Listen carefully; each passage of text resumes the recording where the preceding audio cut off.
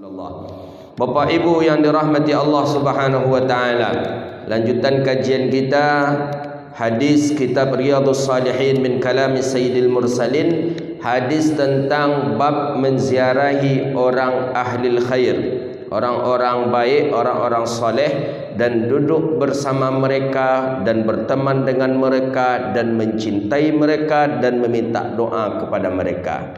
Itu yang menulisnya Imam Nawawi. Jadi Imam Nawawi dalam satu sisi, kalau menengok tulisan beliau ni, bahasa beliau ni, Imam Nawawi membolehkan kita bertawassul kepada orang yang hidup.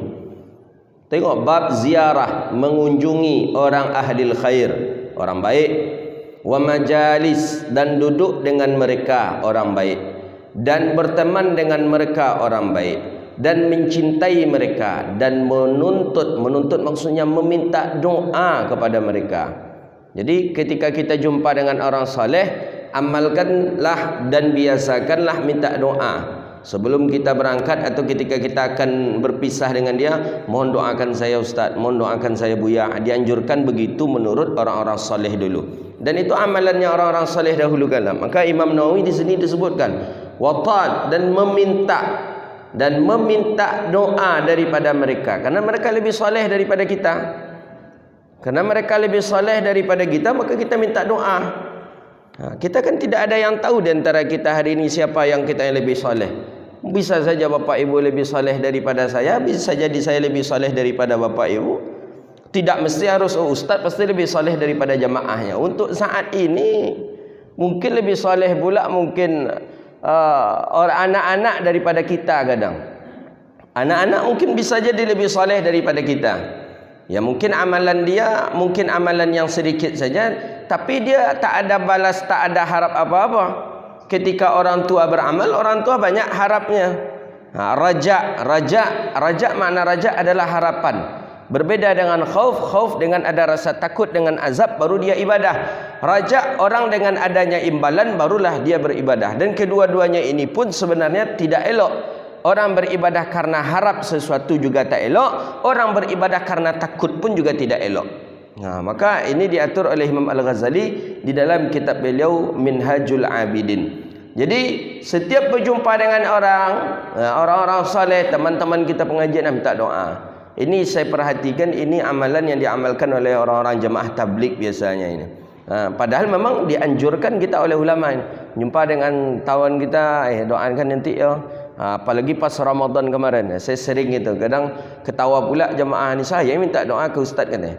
Kan ketika Ramadan, kan ketika dalam hadis Nabi, ketika berbuka puasa maka itu doa dikabulkan Allah. Kan ada 3 doa yang tidak akan ditolak oleh Allah. 3 di antara waktu itu adalah ketika waktu berbuka. Jadi saya tanya, puasa lah Ustaz, bulan puasa katanya. Jangan lupa nanti doakan saya ketika berbuka ya, kata saya. Terbalik Ustaz katanya, kami minta doakan ke Ustaz, kata dia. Tidak, kita pun mendoakan Ustaz, tak apa-apa, Ustaz pun mendoakan kita juga seperti itu. Nabi, tengok dalam hadis, Nabi minta doa ke Sayyidina Utsman bin Affan. Sayyidina Utsman bin Affan minta izin ke Rasulullah untuk pergi haji.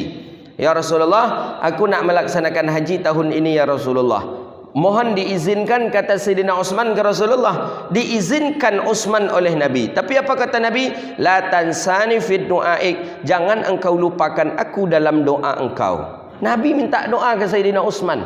Bukannya Nabi bisa berdoa langsung Allah kabulkan? Iyalah, lebih mulialah Nabi daripada Sayyidina Utsman.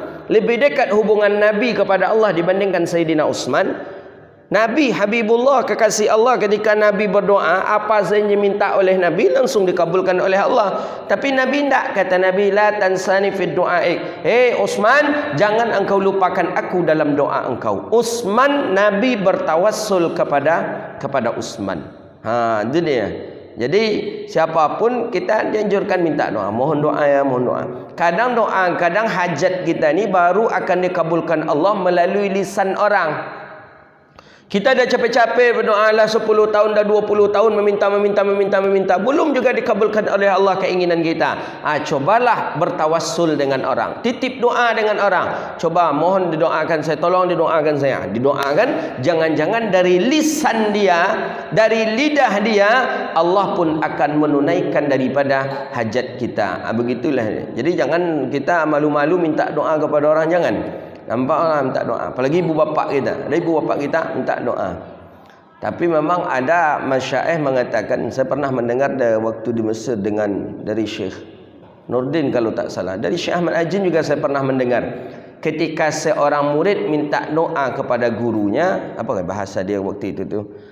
Tidak penting, kata dia, tidak penting dan tidak perlu ketika seorang murid meminta doa kepada gurunya. Alasan beliau ketika itu karena tidak pun dia minta dan itu pun sudah termasuk bagian daripada doa ya.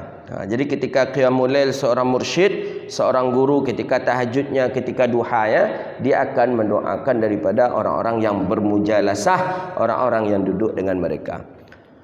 Hadis sudah kita baca beberapa hadis tentang bab ini. Masuk hadis yang hadis yang berikutnya, hadis daripada Abi Hurairah radhiyallahu taala anhu. Qala Nabi sallallahu alaihi wasallam. Hadis sebelumnya hadis daripada Abi Musa Asy'ari. Kata Nabi, perumpamaan duduk dengan orang-orang saleh dan duduk dengan orang-orang jahat. Orang-orang jahat ni orang-orang yang tidak saleh lah. Orang-orang yang tidak tahu waktu salat masuk, tidak tahu halal haramnya, orang-orang yang tidak ada kebaikan sama sekali dengan mereka. Perbedaannya, kata Nabi SAW, sama halnya kita berteman dengan orang yang menjual minyak harum dengan orang yang pandai besi. Kalau minyak harum, setidaknya engkau akan mendapatkan harum wangian itu, atau setidaknya engkau akan diberinya wangian itu. Pokoknya yang wangi-wangi, yang elok-elok.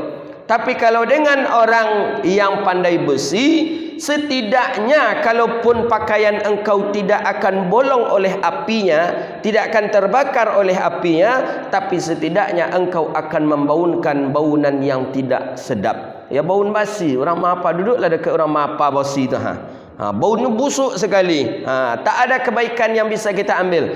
Baju awak kanai atau hirupan yang tak segar yang kita hirup. Begitulah kata Rasulullah, perumpamaan antara kita berteman dengan orang yang saleh, orang yang baik, dengan tidak orang yang baik. Jadi intinya kawan tu tengok pula semayang kawan tadi ada apa tu. Salat nak dia 5 waktu, puasa nak dia di bulan Ramadan, duduk bersama mereka, itu tidak masalah.